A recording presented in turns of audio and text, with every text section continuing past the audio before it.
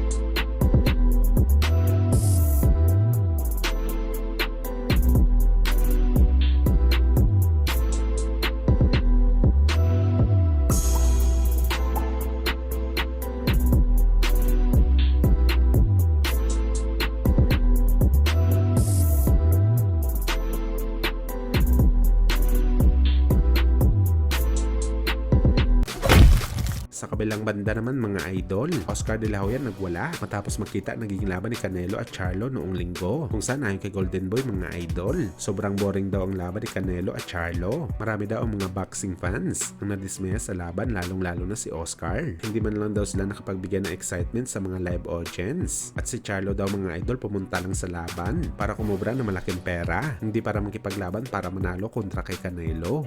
Super boring fight. I mean, he just showed up for a paycheck. Canelo, obviously, like I said, on quicksand, throwing bombs. He won easy. But anyway, look, if we want boxing to survive, if we want boxing to thrive, we need super fights, like all the time. Fighters must fight each other.